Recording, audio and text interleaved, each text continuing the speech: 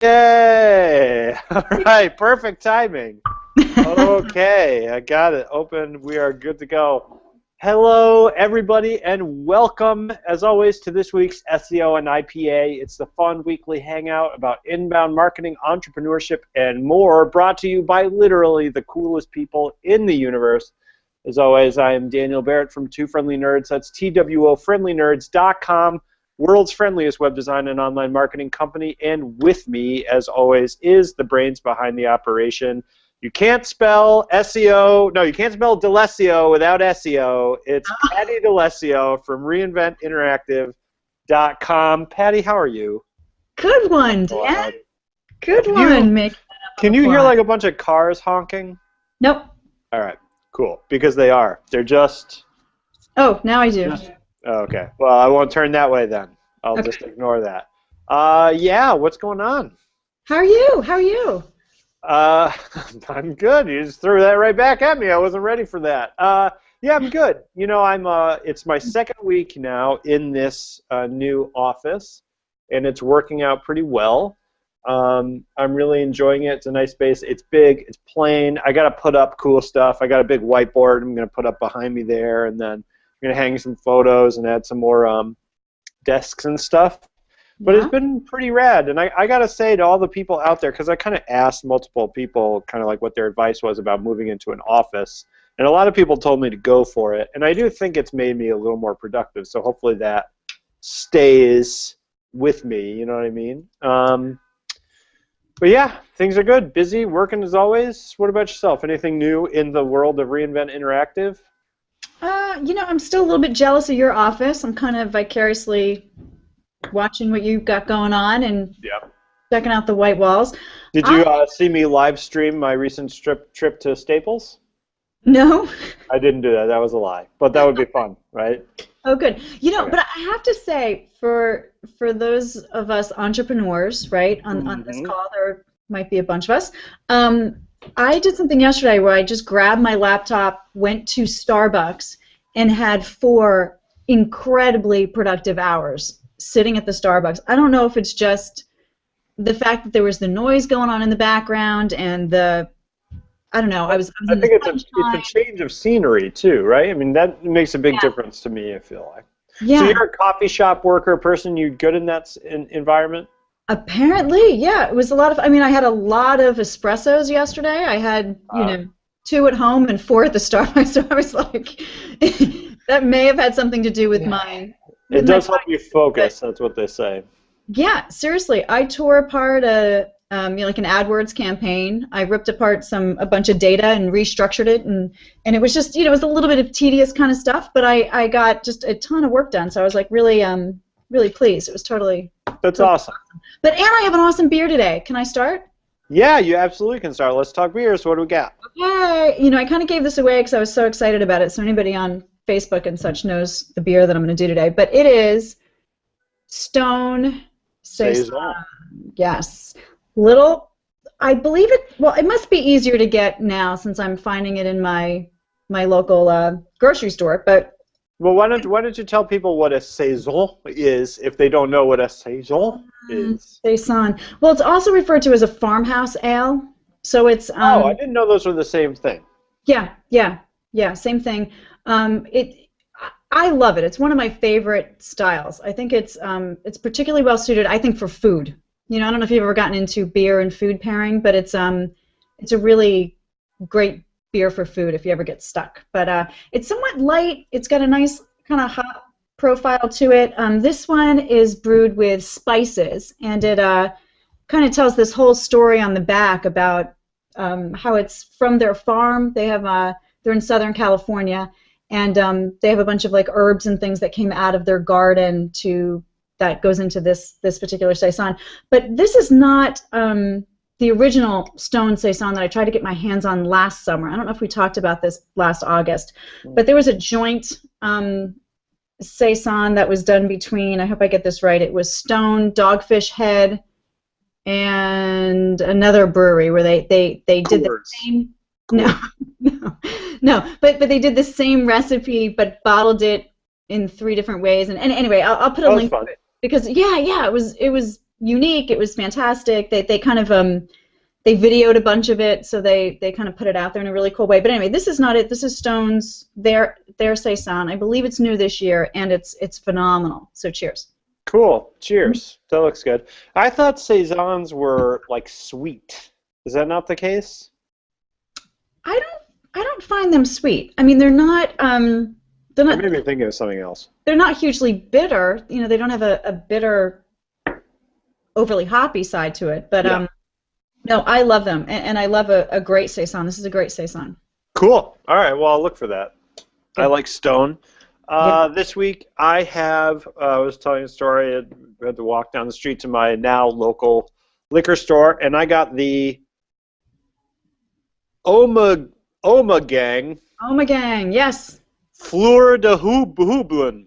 Fleur de Houblon Summer Ale. So this was literally I was in there. I was in the store like 10 minutes before we had to go on this thing, being like, I need a beer, blah, blah, blah. I grabbed this because it came in a 4-pack, and I was like, I don't want a 6-pack in my office. People are going to think I have a problem. So grab this guy. I like the thing. It is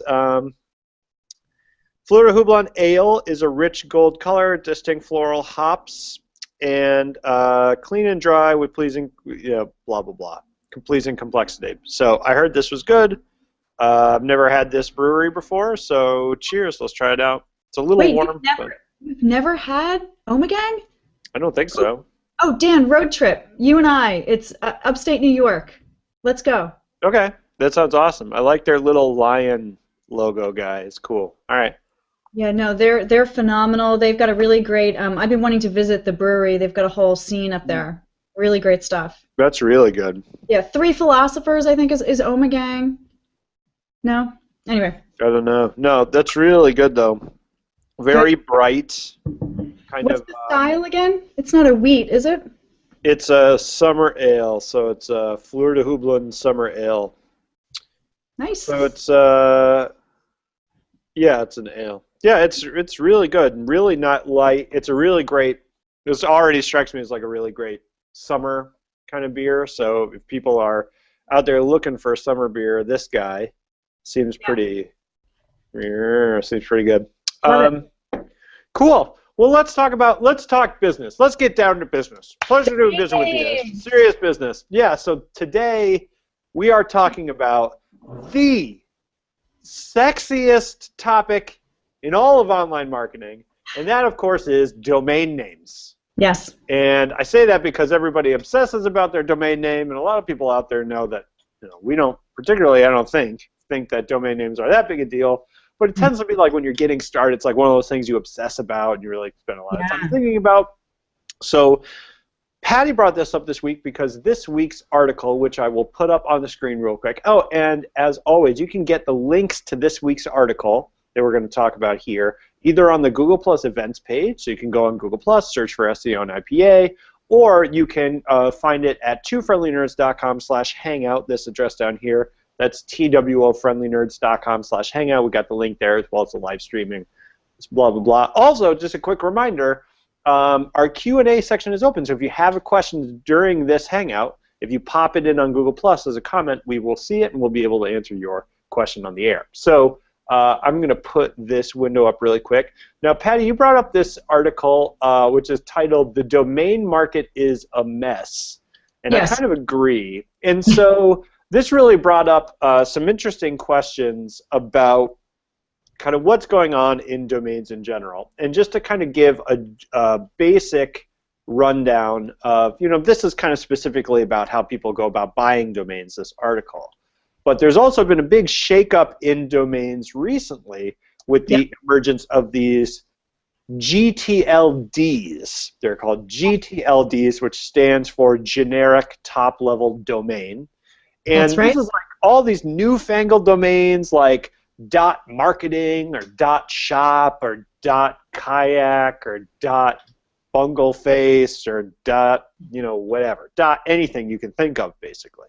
And really what it's done... Speaking of sexy, there's I have a list to show you. Yeah. Yeah. So it's it's really, really wide-ranging list of things. And partially, this change was about adding foreign language domains So there's a bunch of domains that are now in Arabic, right? So you can add Arabic letters to a domain, which makes a lot of sense. But at least in English, what's happened is that there's a proliferation of all these brand new domains like .marketing, blah, blah, blah. So there's a lot of shaking up going on in the domain market. Yeah. So Patti, why don't you talk a little bit about this article? I know you brought it up. Maybe you can tell this guy's story a little bit, and then we can use that as a jumping off point to talk about domains and whether people need to think about these new domains, or what's the effect going to be on SEO, all that fun stuff. So we can talk about that. So why don't I pass the baton to you, so to speak?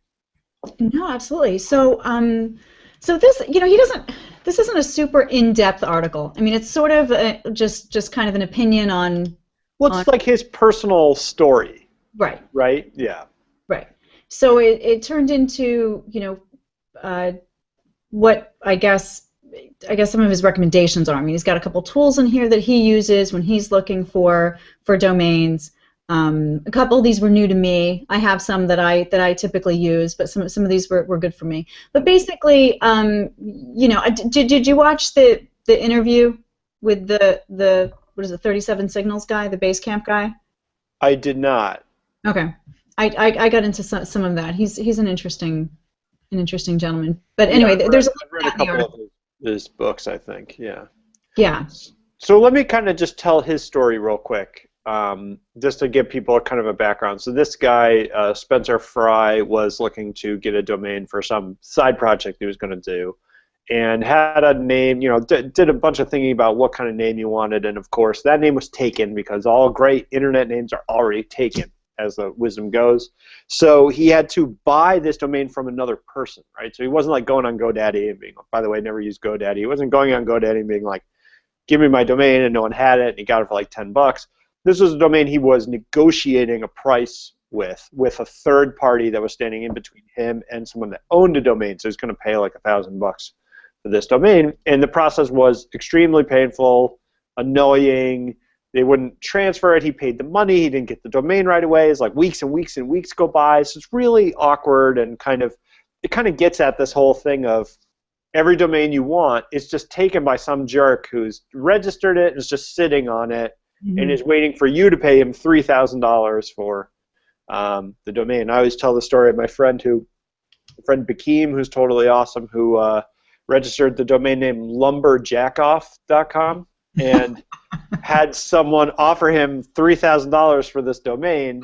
And by the way, not safe for work. I don't think this is safe for work. Anyway, but he decided to hold out for more money, and of course they vanished, and he never sold it. So I think he still has it.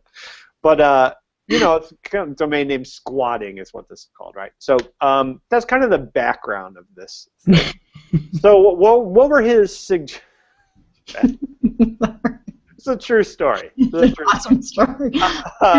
So what were some of his suggestions for like how he went through this process, and how he, does he make any suggestions for how to fix this domain name thing? Which it seems broken. It seems annoying and broken. Well, yeah, I mean, he ends it pretty well. He's like, listen, finding a domain is really hard. Transferring the domain in the current marketplace is just terrible. It sucks, yeah. Right. I personally have never really had to do that, but yeah, absolutely. I always have to do it. It seems like from companies like Vistaprint for clients who are getting off Vistaprint and getting on a thing, and they really make it a nightmare, right? Like a lot of companies make it difficult because that's how they're kind of locking you into their services, which is super annoying. Yeah. Right. Actually, a really long time ago. Do you have Wawa near you? Yeah, we have some Wawas. Yeah.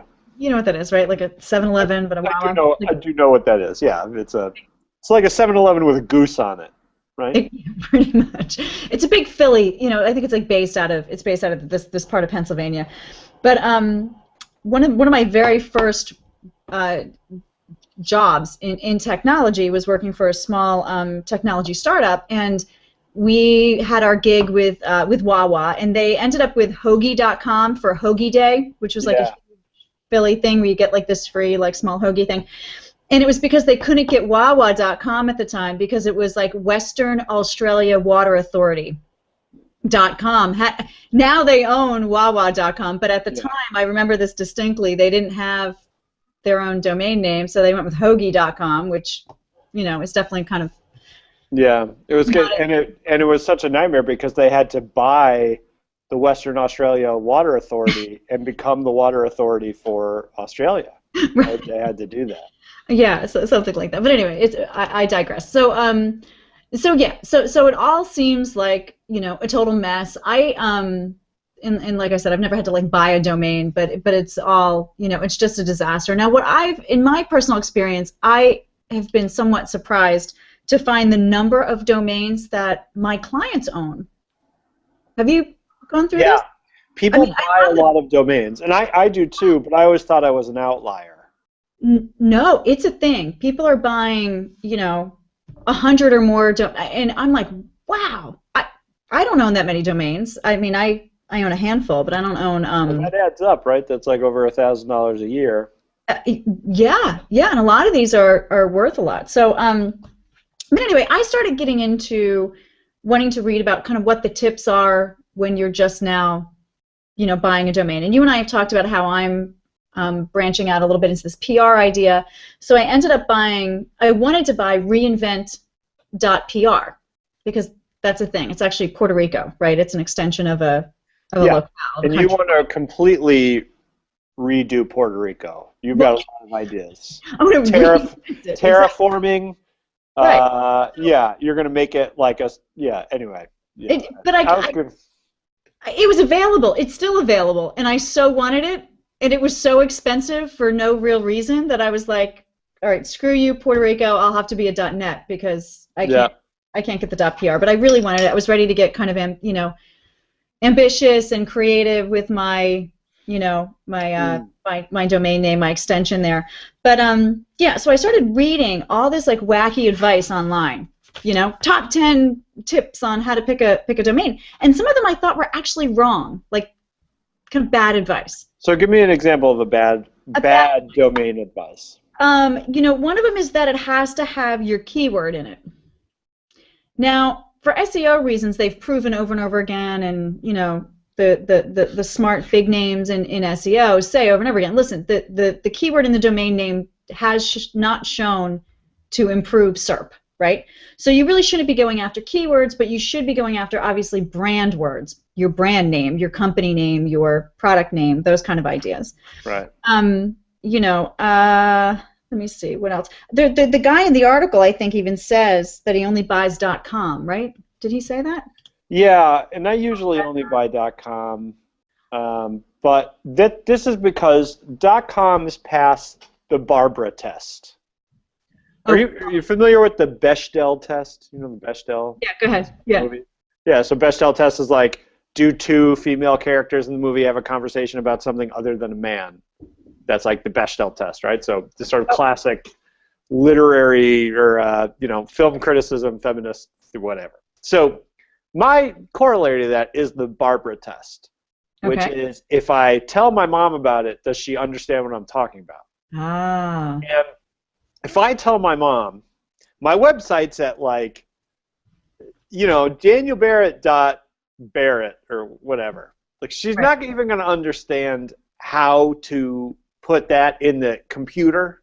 Right. The .com is for people, .com means it's a website, it comes at the end of the thing, everybody understands that. So for me, it's primarily a usability issue, right? I'm not against using a .net per se. I mean, my record label has a .net domain, but it's kind of it really depends who your audience is, and if you're going for mass adoption or the easiest possible thing, it's got to pass the Barbara test for me, which is she's used to a .com. So I don't think it's necessarily a bad thing, but I don't know. I always thought, and you can tell me if this is correct, that websites at domains, for example, .biz was one of these domains that was around for a long time. I always thought that .biz domains were harder to rank than .coms. Do you think that's the case or no? It is. I think it is. I think it has to be. Right? I think it totally. I want to show. Well, okay. So there's the typical ones, right? Other advice that I thought was well, I don't know. I think this used to certainly be true, but where they say to purchase all the top-level domain names so that you kind of own all of them, and maybe even like redirect back to you. So, not just the .com, but .info, .biz, .net, .org. You're supposed to kind of like buy all of those. What do you think of that?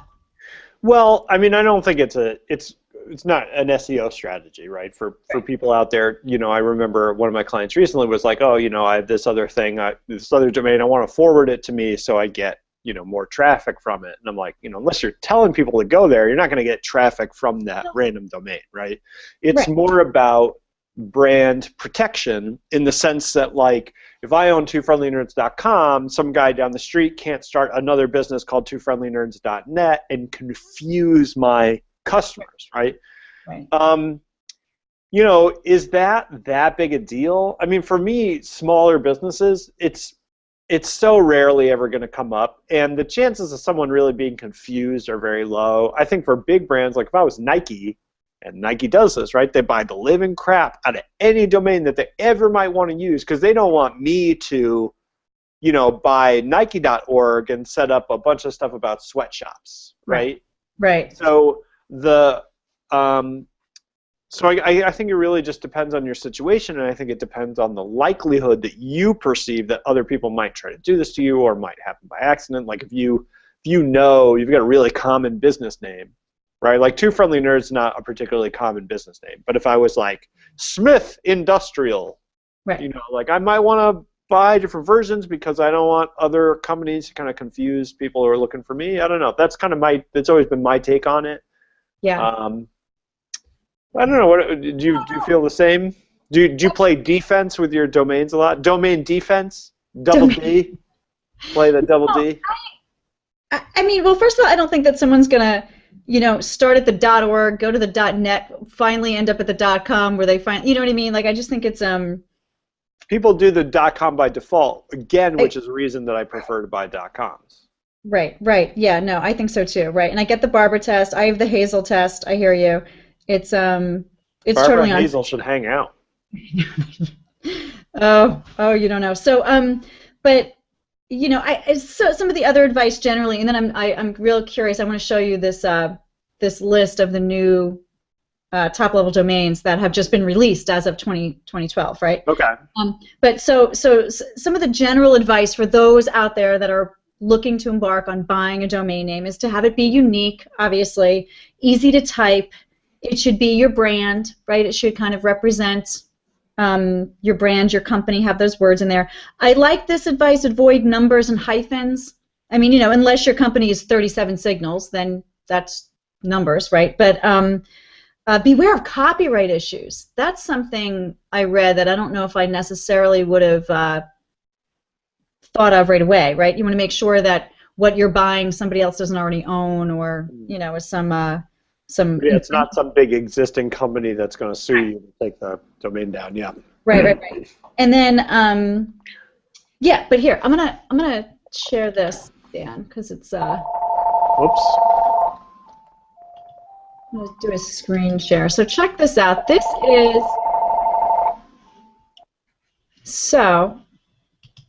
the stats that I read before is that between the year 1985 and 2012, 22 generic top-level domains were sort of like registered or created, right? And then between 2013 and expected through 2015, 617 domains are going to be created. So, what this is showing is that in the last month or so, between March 11th and April 4th, this is how many .gurus were bought. .guru. Now, here's the question, right? Yeah. How much of this is just domain speculation? It's got to be like 80 to 90%, right? It's just people buying domains that they think other people might want to buy. It could be that, yeah. Or it could be you buying your name and calling yourself a guru. But I thought that this list was just awesome. So you've got Guru, Berlin, photography tips, today, email, company, technology. I mean, some of them are kind of interesting. I liked, I saw coffee. Oh, I think I heard that in the article. So that brought up an interesting idea, was owning owning keywords on either side of the dot. So, so if you were like mainstreet.coffee, coffee is now, and again, we know that, having keywords in your domain is not, does not impact SERP, or so Google tells us. But still, it's being meaningful. Now, I belong to a co-op locally. Yeah. And they are a .coop. Coop. Right. Mm-hmm. Right.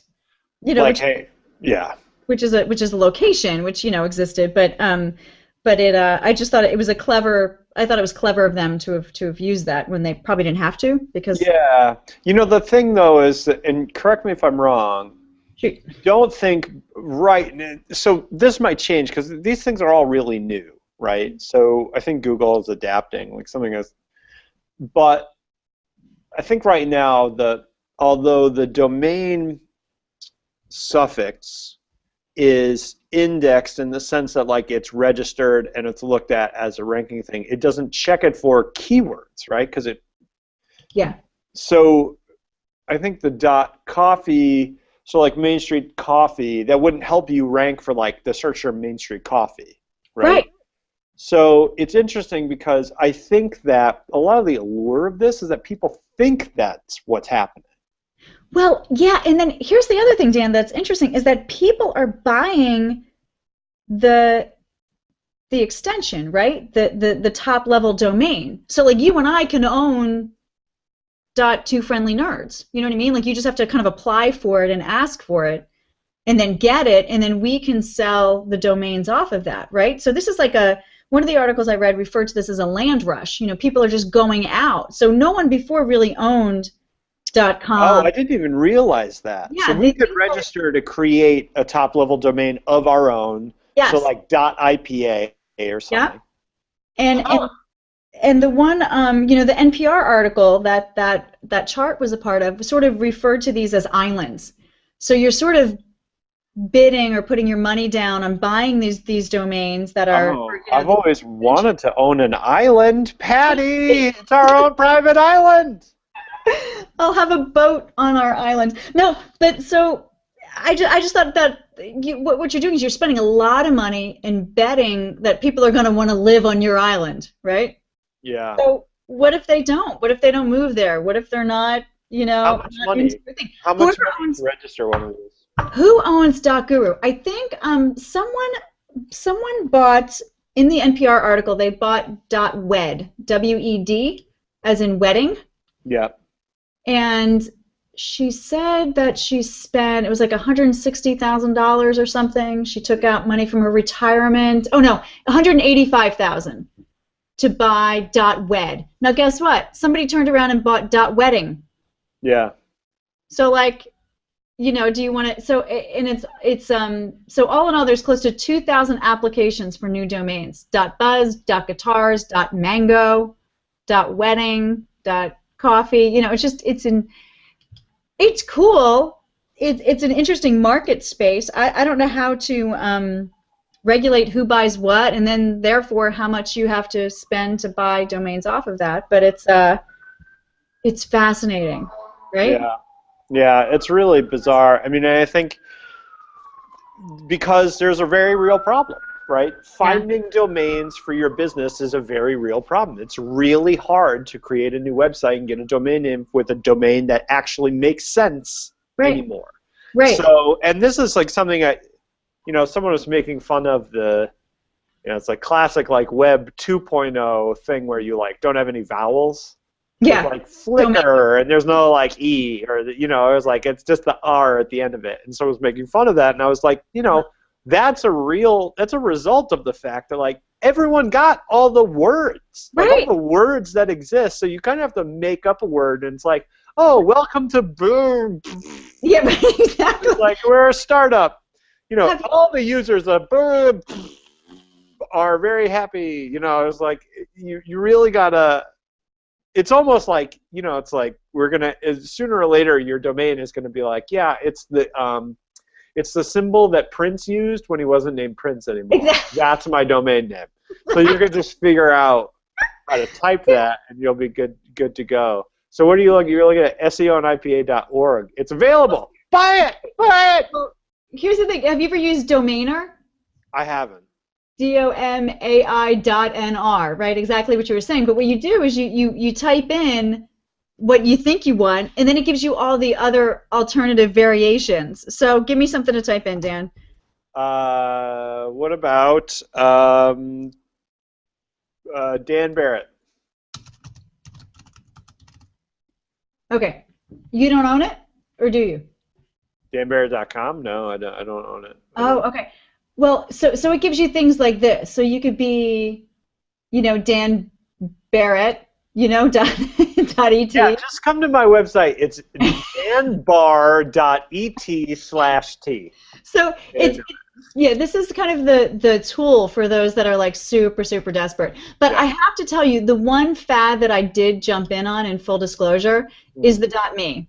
I ended up buying, PattiDeLessio.me. And it's also part of my email address. I've got an Apple account, so I have an @me address as well. So I was kind of going on that whole thing. And buying some of these names, if you are a sort of a personality, or if your business is your name, I think owning your name is kind of important, don't you? Yeah, I do. Well, yeah, I do. And we've got to close because it's almost 12:30. So I want to close this with my favorite domain, which was claimed by, and it's perfect because it was a .me. Okay. And this was my friend Cody, who's one of the smartest people I've ever met. Literally a genius. He's kind of a coder and data guy up in the city, up in New York, and he wanted to start a website that would just aggregate, let's say, adult content. Okay. Certain kind of adult content, right? And he was just going to aggregate it and try to make like sort of passive income on it. So he needed a domain. This was right when .me was coming out, so everyone was like at the starting line, like ready to just register everything the second they came out. He got pleasuredo.me, which of course spells out pleasure dome, which is probably the best domain name of all time. So I don't know if he still has it. I don't think the site ever happened. I think he got on other things. Absolutely genius move. With that, we will leave you with the not safe for work tag on SEO and IPA. As always, if you caught this halfway through or you want to check any of our past episodes, you can just go to twoforleaners.com/hangout or search for SEO and IPA on YouTube. Thank you so much for watching. We'll be back here next week, Wednesday at noon Eastern Standard Time. And remember, soon, we're going to have our own website and our own podcast as well. So you'll be able to get us an hour each week instead of half an hour. Take us with you on your commute or whatever you want, whatever you people do. I don't even understand. And so thank you so much. Patti, as always, you are wonderful. We really appreciate your expertise. And to everybody out there, thank you so much for watching. We will see you next week. As always, please. Right? Optimize responsibly, and we'll talk to you soon. Oh, cheers. What's that? Oh, cheers. Cheers. Clink. All right. Bye, guys. Talk to you soon.